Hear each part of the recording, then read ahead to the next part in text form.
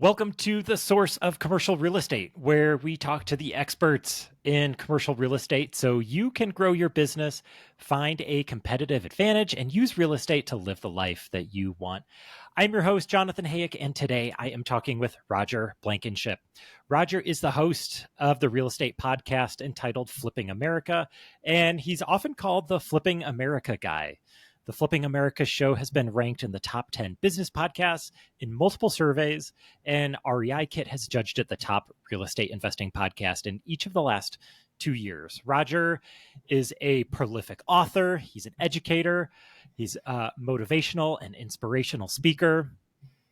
He's flipped more than 2,000 houses and has been a part of hundreds more real estate transactions. In 2020, he founded the Flipping America REIA, which grew to more than 40 local chapters across the country with over 20,000 members.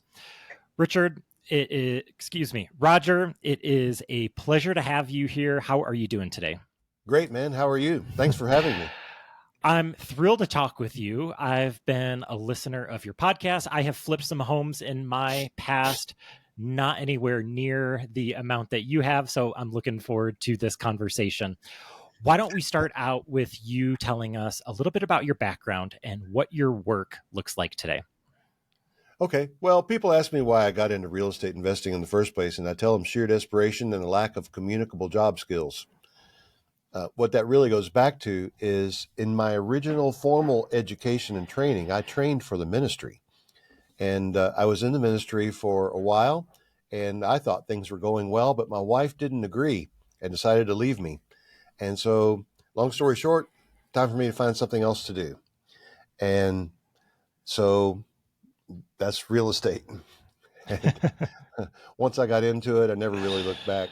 Every time somebody talks about, flipping 2,000 houses, I say, man, was I just not smart enough to learn how to do something else like you? Look, it doesn't. Not any idiot can flip 2,000 houses. So I'm going to give you a little bit of credit. And I don't know you that well, but I'm going to assume that you've got a little more going for you than you're giving yourself credit for. You started in the ministry, and I, at one point in my life, I thought I might go into the ministry, but I started my working career as a special ed teacher. So I am Kind of a ministry. I am a fellow former low income worker. So talk to me about that journey of working for pennies, even less than a teacher, in the ministry, and then your journey into real estate. You know the old saying, the people in the church will say, Lord, we want a preacher that's poor and humble. You keep them humble, we'll keep them poor. Yeah. Yeah. Well, anyway, I only halfway joke about that. But, as I was never really motivated by the money, I didn't really care. And I'm sure you're in the same position. That's why we would pick a line of work like that. But wanting to be a homeowner and have children and have sort of a normal life and a yard and for the kids to go out and play in and so forth, that means that you have all of the problems that come, the maintenance issues that come along with home ownership. And as the years went by, when something would break, I had two options. Just let it go or get it fixed. I guess maybe the third option is go buy the tools and fix it myself. And that seemed to be the most economical. I would go down to the local hardware store and I would tell the guy what broke, and he would tell me what tools I need. And I would say, okay, now how do I do this? And it was sort of like the Home Depot Saturday seminar before they had them. And because of that, I learned how to repair a lot of things around the house and found out that I kind of enjoyed it. Then I got hooked on watching This Old House. And the next thing you know, somebody proposes the idea to me that we flip a house. And I'm thinking, well, I already have a bunch of tools and I already know how to do a lot of the different things. And I know also which things I consistently screw up. So yeah, let's give it a whirl.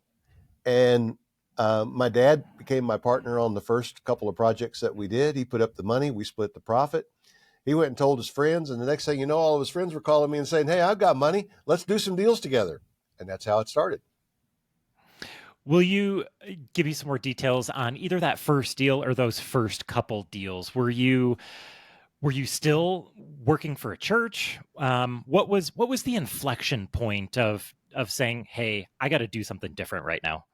Yeah, what I intended to do was to just buy rental houses and keep my job in the ministry. But the flip came along as an opportunity. And all right, the very first deal was in Stockbridge, Georgia.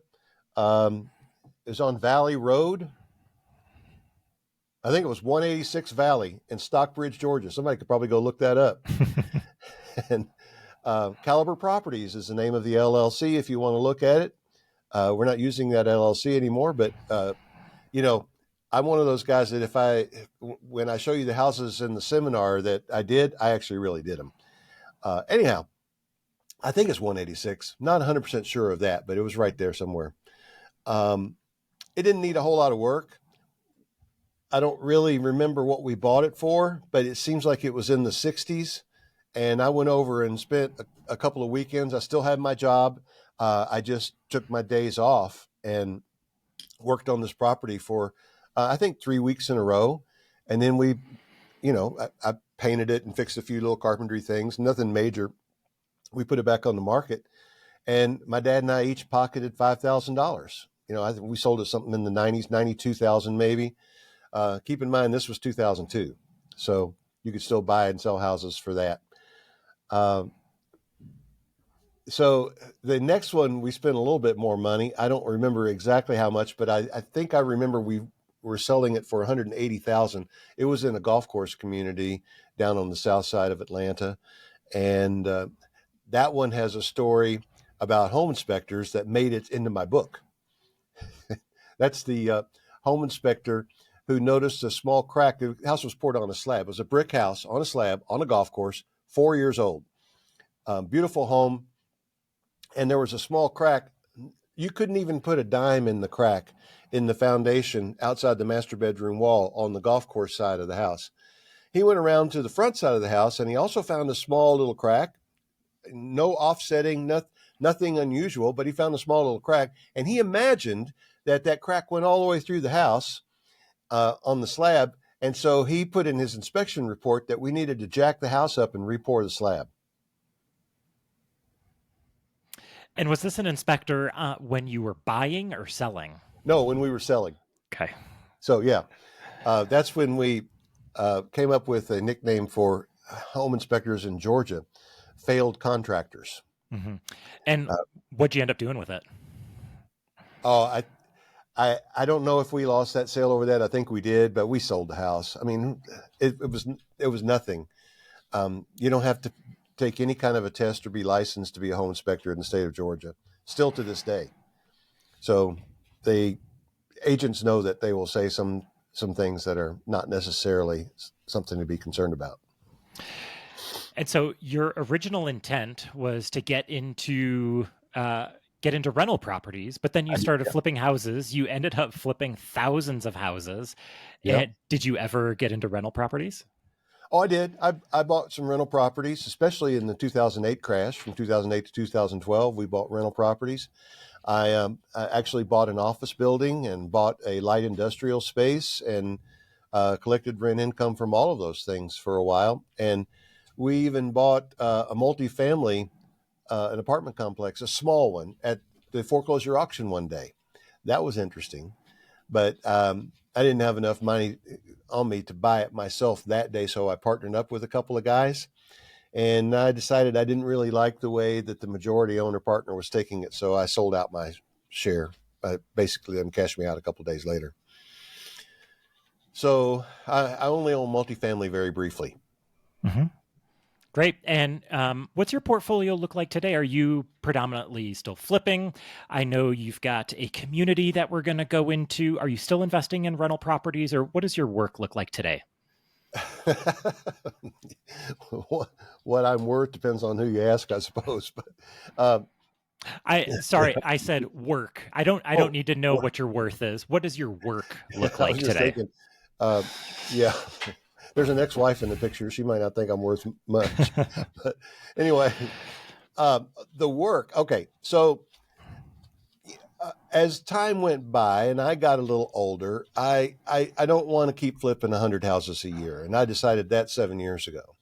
And so we started slowing down, and that's when we started the Flipping America show. And the point of the purpose of the show was to give us a little more national credibility so that we could start doing some real estate education. My background is educator. That's what my degrees are actually in. And so with my experience and my training, my bent toward training, I thought that would be a good fit. And that's what we've been working on. And we've put a lot of time, effort, and resources into developing a platform. The other idea I had was to simplify life for buyers and sellers of investment properties. So we're combining education and a commerce platform all in one. I listened to one of your recent podcasts, Roger, and you were talking about some creative deals, and I found this really interesting. So I'd love to ask you about, it sounded like a form of seller carry or contract for deed. Will you Yeah. talk about the strategy that that you've been unleashing recently and why you like this strategy? Well, you know, flipping houses, I say, is a wonderful business opportunity, but not really investing because your money's not working for you. You're still working for money. So it can be lucrative, but when you stop, it stops. So the next thing is to go into some sort of income producing property, and that would be rentals. But Jonathan, you own rentals, right? I do. Yeah, you've got apartments and so forth. So things break and calls come, and I'm sure you have property management that goes out and handles all of that, but you still have to manage the managers, right? All right, been there, done that. Didn't mind it really, but I wanted something even less. So I decided that I would experiment around with this idea of the bank. And I think the show you're referring to is the show with Scott Jelinek. Right.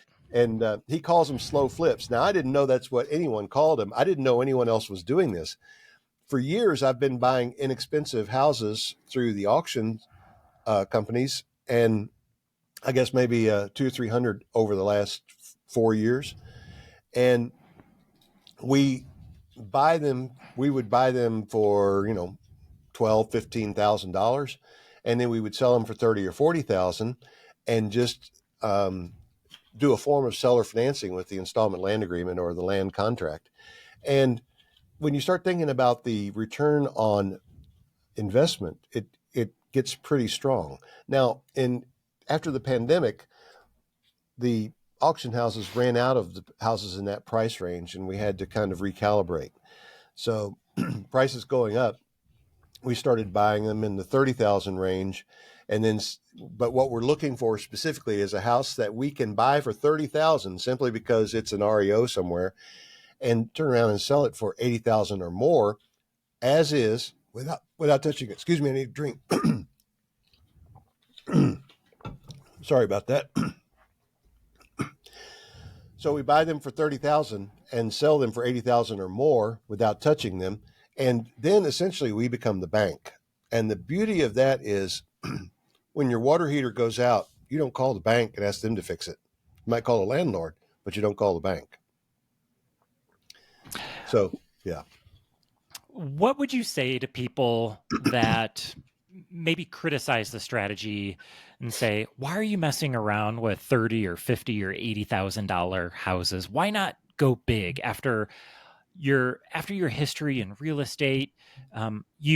You must be able to take down big deals. Why not raise a bunch of capital and take down big deals, get tax benefits, property managers, and do bigger deals?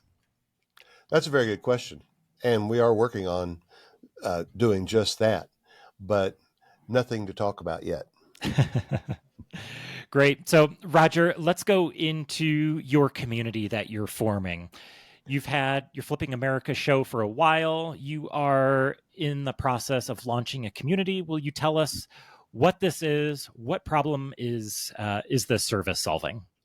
Well, we call it the Flipping America Network, and or the Fan, and we have a little fun with that as a nickname. But the network is designed to be a place for real estate investors to, first of all, learn the trade. Secondly, find properties and then find the financing that they need to get those properties, and then talk back and forth with others to create a network. So there's room for collaboration, there's a place for commerce, and there's content. Now, we have launched this. I'm sorry, I need to take a break. Hold on just a second. I need to clear my throat. You're fine.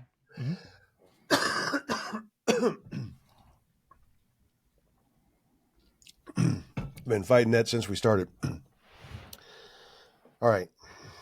Let me start again. Sure. Remember where I was. Okay. You were talking about that it's a community that brings all these people together, lenders, investors. Right. Really, our aim is to be the source of the resources. And we're seeding it with some courses that I've done and taught over the years. But our aim is to reach out to real estate trainers and coaches and become a platform for anyone who wishes, who has integrity. They can put their plan, their program, their coaching services on our platform and sell their coaching right through our platform. Because we want to be the source of the resources for real estate investors. That's the vision, that's the dream, and we're attempting to create the reach that would put us in front of everyone. The thing that we offer is we're not trying to get rich off of this. Well, maybe one day, but we're not trying to get rich off of any one individual investor. I mean, the membership rate is very reasonable. And if you just want to participate in the commerce platform, it's free. It's free to post a property. It's free to become a buyer on the platform and to look around. You don't have to pay for leads. You don't have to pay to sell your stuff. In fact, when you buy a property, the buyer pays a small transaction fee to the platform. The seller never pays anything. And with that model, we hope that we will attract every wholesaler in America, since it's free. Put your property on the fan and watch it go. And when can people expect this to be launched? Is it ready now, or when can people expect it to be? We are, I'd say 85% ready. We're finishing up the commerce side. The content side, at least the shell of it, is ready to go. And in fact, we're already in pre-launch mode. If you want to learn how to invest in real estate and learn what I know, then we've got 11 courses online ready to go, and you can join now. And we're running a pre-launch special too. Anyone that goes, when you go to the flippingamerica.net, it bounces right up in front of you with the coupon code that you need to sign up for half price. And when you sign up for half price, you lock that in for as long as you remain a member. So that part's ready. The commerce platform, which is it's a beautiful thing, and I've seen the screenshots, and we're almost there. We're working out some of the final details now. But wholesalers, I mentioned they'll be able to post their properties for free. When they do, every buyer on the platform that's indicated an interest in that zip code will get a text message that says, "Look what just hit the fan." When they get that, they can through their phone, they can chat with the seller, they can ask questions, they can propose a deal, they can actually go to contract, and DocuSign is integrated right into the app on the phone. So you can be buying investment properties through your phone. And at that point, a small transaction fee to the platform, and you're on your way. It sounds like a really unique resource, one that doesn't really exist right now, kind of a cross between Zillow and Bigger Pockets and with some other things thrown in there. So I wish you luck with it. It sounds like a really unique experience for people. Roger, I know you're also a prolific author. And so will you talk to us about some of your books and what that experience has been like writing those books and getting all that knowledge that you have out to the world? Well, my mother would tell you that one of my special gifts is talking to the point that I won't shut up. And when I was in school, we still got conduct grades, and I always got bad grades in conduct because I would never shut up. So putting out words has never been my problem. But yeah, I do really enjoy the content side of it. And years ago, as I was doing a lot of, just traveling around to local groups and maybe in the region and speaking, the question that came to me most often, there were two questions that came to me most often. Number one, where can I find deals? And number two, you'd be surprised, maybe you wouldn't be surprised, how often this comes up. People will come up to me and they'll say, I'm broke and I have terrible credit. How can I become a real estate investor? So that led to two little books, and they're just 50 pages each. One of them is, and I borrowed the, sort of the idea of the title from Fantastic Beasts, that follow up to Harry Potter. It's called Fantastic Deals and Where to Find Them. And if it had a subtitle, it would be How I Get 10,000 Deals in My Inbox Every Week. And it's the exact steps that I used when I was really trying to generate a deal flow pipeline. And you can get it on that's on Kindle for like, I think $3.99. And sometimes it's on Kindle Unlimited for free. I don't know what it is right now. And then another little similar book is addressing that second question, which is how to put skin in the game when you're running thin on skin. And I talk about how to put together the deal funding and structure and so forth. Then I wrote a bigger book called Flipping Houses in 10 Days. And that one became an international #1 bestseller. And it's funny because Amazon, put that banner on international #1 bestseller. I think it was probably an international #1 bestseller from 2 to 3 p.m. on a Tuesday afternoon. I don't know. I don't know what it takes to meet that criteria, but I'm very proud to say it. And that banner is on the book when you order it.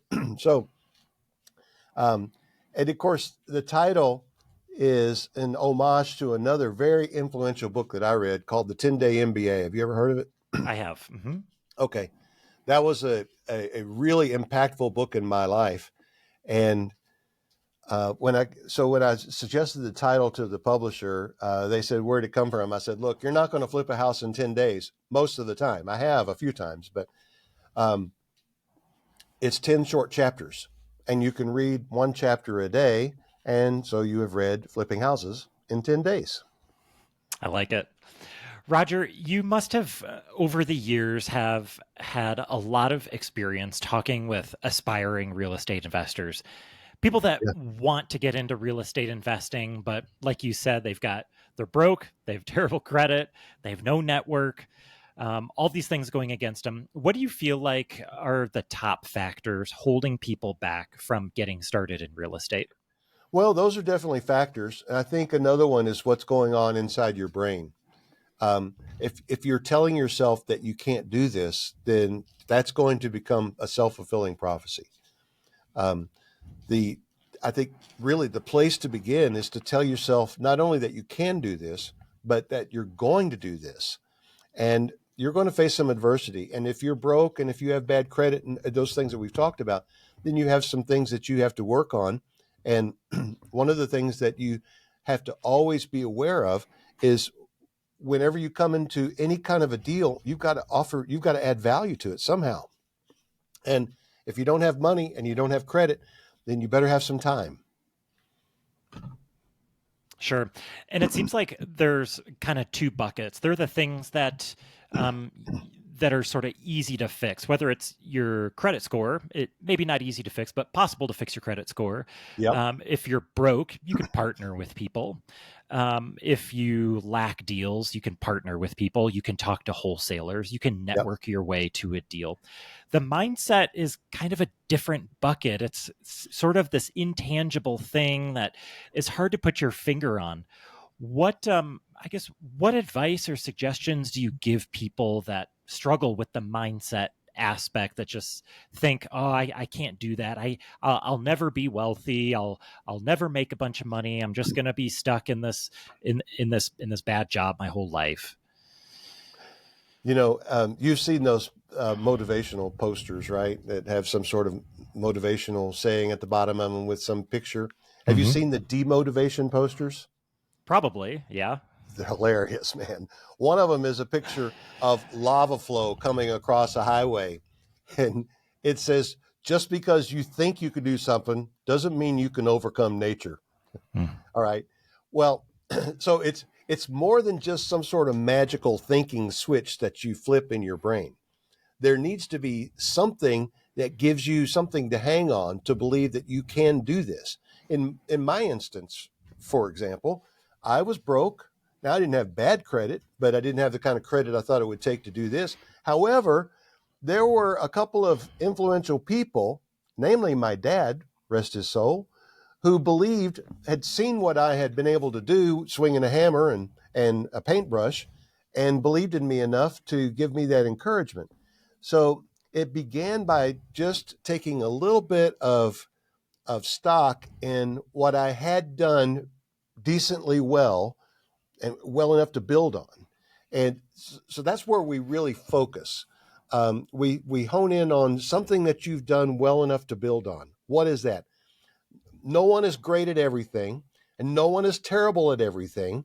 And yes, you have the prodigies, like every professional athlete is a prodigy. They were the best in high school, the best in college, and now they're in the pros. Not even all the best players on a college team play pro. Okay, these are the best of the best with unusual abilities and skills. But 97% of the population can probably do what needs to be done to take on any particular thing.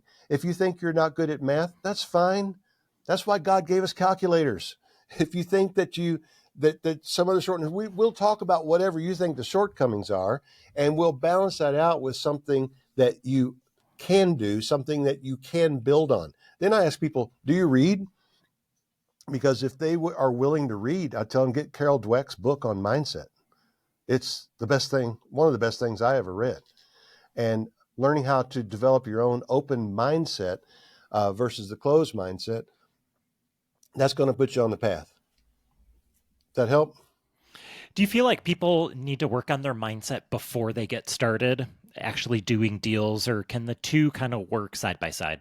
Yeah, no, I don't think they need to, because really all these things that we think we need to work on before we get started just turn into a form of procrastination.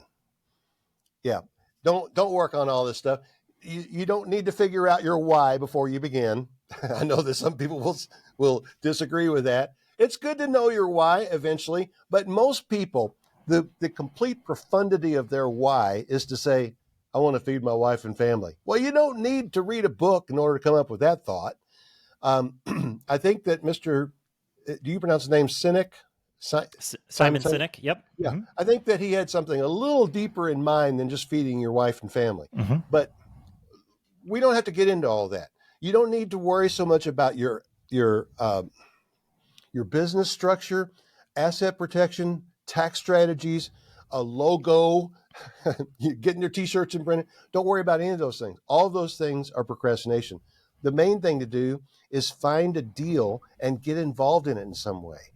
If you don't know enough, join the crowd. I've been doing this for 20 years and I've done thousands of transactions, and a lot of days I don't feel like I know enough. How about you? We're always there to learn more things, right? Yeah, I mean, I learn more every day, and if we wait until we know everything to start, then we're never going to start. You know Right. enough to start, whether you listen to a podcast, you have a coach or a mentor, you read a book, you know enough to take the first step. You don't have to know step 10 before you do step 1. You'll get to step 10. You'll get there. Yep. And, so many people get caught up on just the things you were talking about. Well, I don't have a logo yet. I was talking to someone who has been procrastinating on starting a business, and this person is hemming and hawing about the name of their business and what kind of LLC they should have, what state they should open their LLC, what the name of their LLC should be. And I'm Yeah. like, it's exactly what you said before. It's procrastination. Yeah. It's people thinking of reasons to not get started. Yeah. Find a deal and then take care of the rest as you go. It makes me think. I have a student right now. I do some one-on-one coaching. I don't have a lot of availability for that, but if a person is motivated enough and has enough money that they want to hire me, yeah, I'll do it. And I have this young man who has some experience in business, but nothing in real estate, but he has all of the perfect characteristics that you and I are talking about. He is just out there looking at stuff. He's only been with me a couple of weeks, but he's looking at stuff. He's bringing me things to look at. He's thinking, well, what about this? And he's a sponge. And rather than, he's not the type that's going to sit down and go through my courses in the correct order that we've prescribed for him on the website. I don't care. What I do is when we have a conversation, I'll send him the video that he needs to give him the deeper explanation. But then we're going to tackle what's right in front of him. That type of action is what really separates those that make this happen and those that go to a lot of meetings and seminars and just talk about it. Will you talk more about some of those? I don't know if we want to call them intangibles, but what do you see in this student and other students where you know, wow, this person, I don't know what they're going to do, but they're going to do big things. What sorts of things does someone need to have success like that? Well, it's interesting that you ask that because just to echo something we've already said, this guy and I have never had a single conversation about his why or his inner motivation.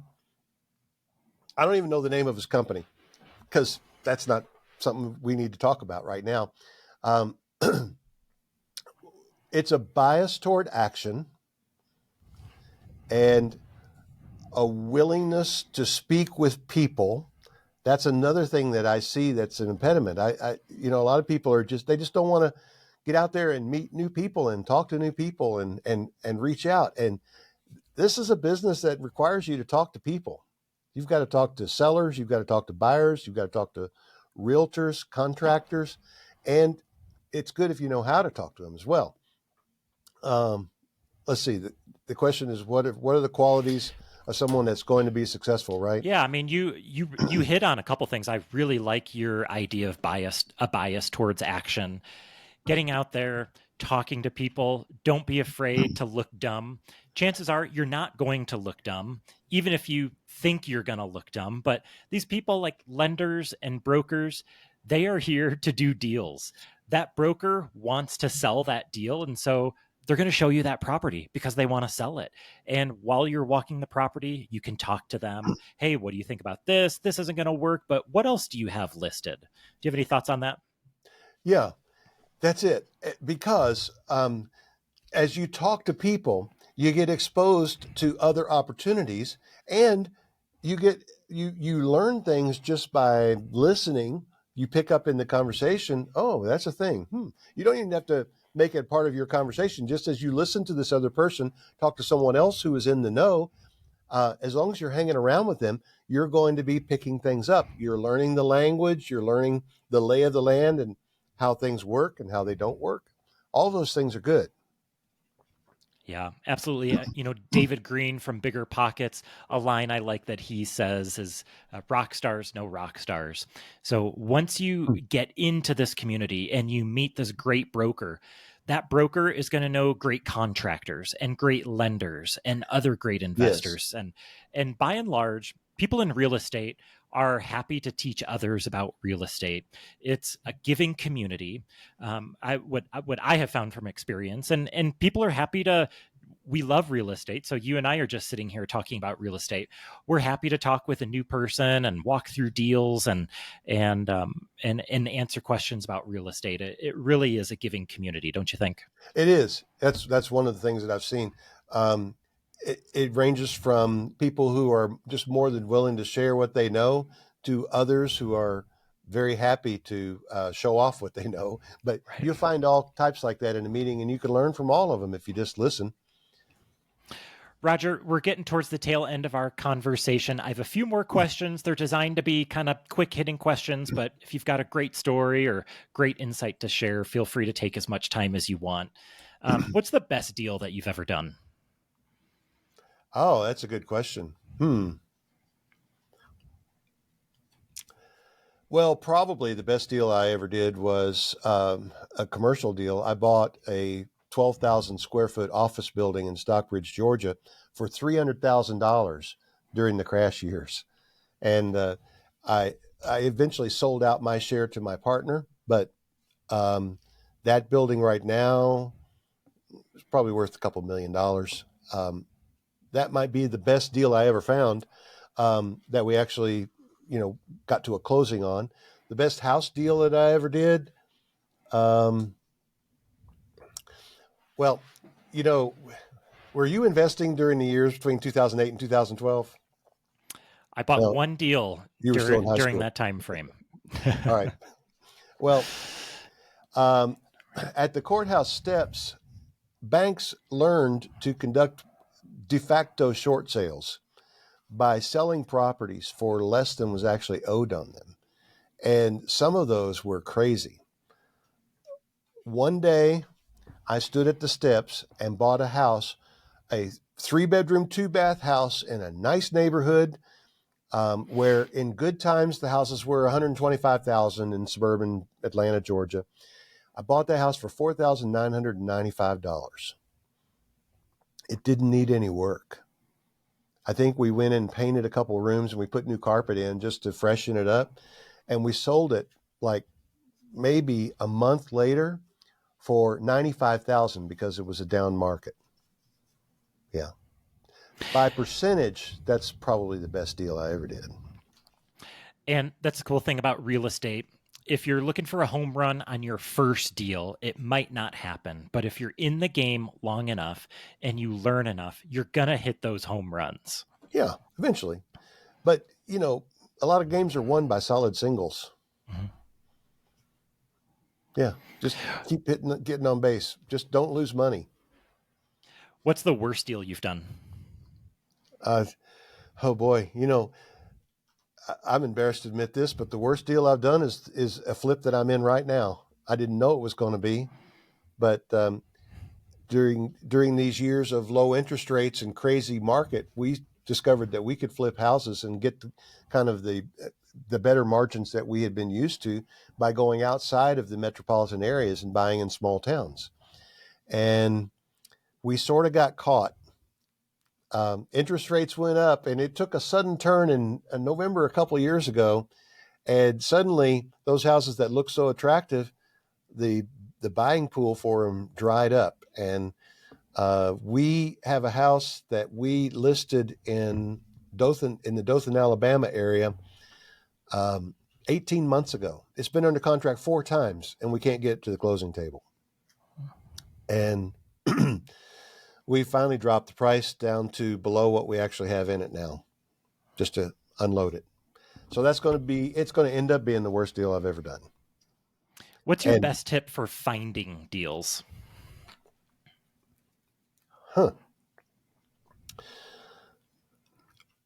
Talk to a lot of people. That's probably the best tip. You just have to talk to a lot of people. Tip number 2 is don't trust everything that you get from wholesalers. In fact, don't trust 95% of what you get from wholesalers. And then I go back to tip number 1. You just have to talk to a lot of people, and you have to kiss a lot of toads. And finally, is there a book, podcast, YouTube channel, any resource that you would recommend people check out that's been influential for you? You mean other than Flipping America? Sure. We've talked about that one. Anything else? That's interesting. Well, I mentioned Carol Dweck's book, and it's Dweck. She has a book on mindset that everyone ought to read. And of course, probably everyone in your audience has read Rich Dad, Poor Dad. There was a really good book on multifamily that I read a few years ago by Brian Murray.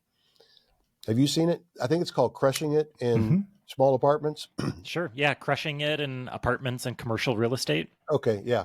I like that book so much. I had Brian on the Flipping America show. I went and found him because he just did a nice job with that book. And if you've read that book, you probably see the inspiration for the sidebar stories I told in my book.